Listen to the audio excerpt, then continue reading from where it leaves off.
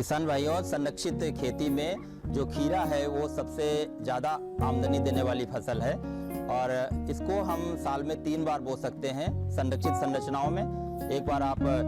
जुलाई से स्टार्ट कर सकते हैं, लगभग 3.5 महीने में आपकी फसल खत्म हो जाती है और इसलिए इसके बाद दूसरी फसल ले सकते हैं आप जुलाई, अगस्त, सितंबर, अक्टूबर से दूसरी ले सकते हैं, नवंबर, दिसंबर, जनवरी और जनवरी से फिर एक और फसल आप ले सकते हैं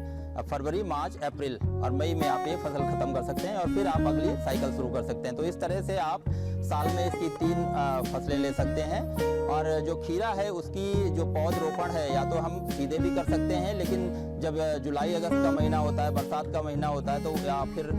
सर्दी का मौसम होता है, उस समय हम इसकी नर्सरी को जो है प्लग ट्रे में तैयार करते हैं और प्लग ट्रे से तैयार किए हुए पौधे जब 2 पत्ती के हो जाते हैं उस समय हम उनको रोपित करते हैं। और इसकी जो लगाने का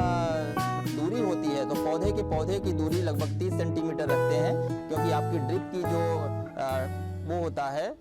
आउटलेट होता है उस पर 30 सेंटीमीटर या 60 सेंटीमीटर का होता है। तो जो खीरा है वो 30 सेंटीमीटर पर लगाते हैं पौधे से पौधे की दूरी, और जो लाइन से लाइन की दूरी होती है वो करीब जो है 70 सेंटीमीटर के आसपास रहती है। तो इस तरह आप इस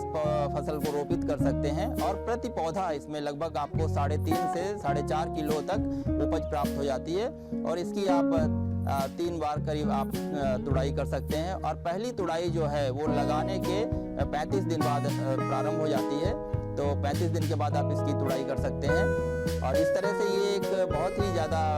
फ़ायदा देने वाली फसल है जो कि हम 3 बार साल में ले सकते हैं। हमारे जो पब्लिक सेक्टर है उसमें भी भारतीय कृषि अनुसंधान संस्थान पूसा नई दिल्ली द्वारा पूसा पार्थेनोकार्पिक 6 एक प्रजाति विकसित की गई है जो एक बहुत अच्छी किस्म है, उसको भी आप लगा सकते हैं। संरक्षित संरचनाओं में हम जिन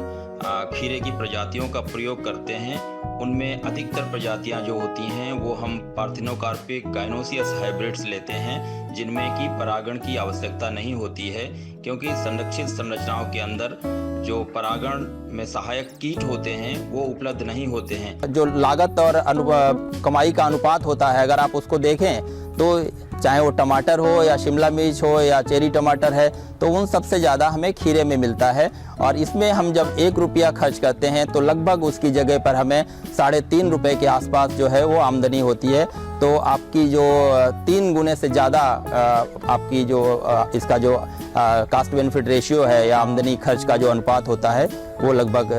3 गुने से ज़्यादा का आता है। तो इसीलिए कहा जाता है कि ये सबसे ज़्यादा फ़ायदा देने वाली संरक्षित क्षेत्र की फसल है। और इसको आप देखें पूरे भारतवर्ष में लगभग हर जगह किसान पैदा कर रहे हैं। प्रति 1000 वर्ग मीटर में लगभग जो नेट बचत होती है वो लगभग 1,21,000 22,000 रुपए के आसपास प्राप्त होती है।